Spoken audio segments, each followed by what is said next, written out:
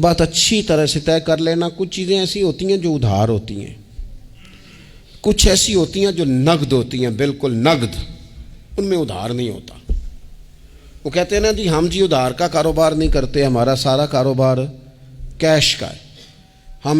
بالکل ایک ہاتھ دے دوسرے ہاتھ لے، ہمارا یہ سلسلہ ہے، ہم بالکل جو ہے نا کسی قسم کا کریڈٹ پہ نہیں چلتے۔ میں آپ سے عرض کروں،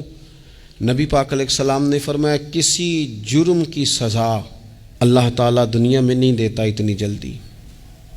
بہت ساری سزائیں رب نے روک دی ہیں، قیامت کو دی جائیں گی، اللہ تعالیٰ سب سزاؤں سے ہی ہمیں محفوظ فرمائے۔ لیکن فرمایا والدین کی نافرمانی ایسا جرم ہے جس کی دنیا میں بھی سزا ملتی ہے، دنیا میں یہ طے ہے۔ حضور علیہ الصلوۃ والسلام نے کبھی کسی شخص کے لیے دعائے ضرر نہیں کی۔ حضور نے تو کبھی یہ بھی نہیں کہا، جو پتھر مار رہے تھے کہ یہ تباہ ہو جائیں، برباد ہو جائیں، ان کی ناک خاک آلود ہو جائے، لیکن سیڑھیاں چڑھتے ہوئے جو مشہور حدیث ہے، محبوب نے آمین کہا، اور پھر حضرت جبریل نے جب 3 لوگ بتائے تو ان میں ایک بندہ وہ تھا، حضرت جبریل امین عرض کرنے لگے یا رسول اللہ صلی اللہ تعالیٰ علیہ وسلم، جس نے اپنے ماں باپ دونوں یا کسی ایک کو بڑھاپے میں پایا اور پھر ان کی خدمت کر کے جنت حاصل نہ کر سکا، اس کی ناک خاک آلود ہو جائے، تو حضور فرماتے ہیں میں نے بھی کہا آمین، ہو جائے،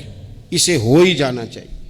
یہ شخص اس طرح کا ہے کہ اسے خاک آلود ہو ہی جانا چاہیے۔